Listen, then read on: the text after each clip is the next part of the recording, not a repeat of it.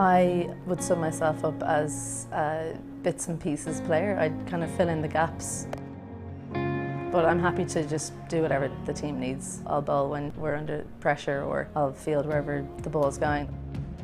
Batting wise, I think I'll just do what needs to be done. It doesn't need to look a certain way, which is important because it doesn't normally look good.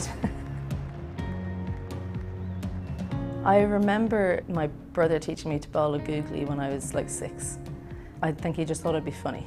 We have like a little yard in the back garden. It's just about 10 yards long. Unfortunately, the kitchen window is behind where the stumps would be, so there's a few smashed windows there. But Mum just gave in the end. There's 5 older brothers and 2 older sisters. I think our 2 oldest brothers were kind of the coaches, especially my brother Damien, and then became Gus, Augustine. He has 1 cap and he dislocated his shoulder, so that was the end of that. Then Ed, I think everyone probably knows about him playing for Ireland, then England, then Ireland, and getting his first and only Test cap. And then Dom is the youngest boy, and he actually was in the Irish team right up until the 2007 World Cup, where he just missed out. Then came myself and Cecilia.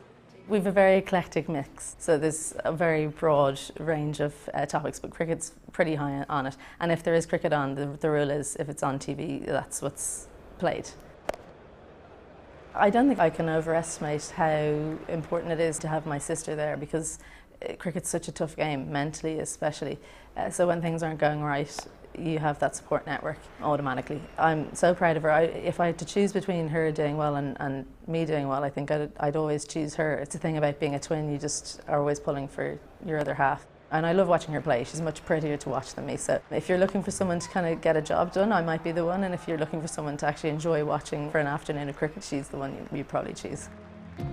It's such an amazing thing being captain. It's not something I ever looked for or something I would naturally do. It's a complete privilege, but I prefer someone else to do it and to help them if I had my choice. I like leading by action and by holding the standards up. Well, it's an absolute honour. I'm delighted that Laura is happy to take over. I'm the development officer in my club. I'm also the player coach of a men's team, and I don't think that ever would have happened before a couple of years ago. I think it's very forward thinking of a few clubs. Also the boys and the men in those clubs that we coach in, you can see that their respect for our game, and they really take an interest in it. That wouldn't have happened when I would have gone to tournaments before. People just think you're going on holidays, whereas now there's a real interest. It puts a lot of pressure on us, but pressure's a privilege.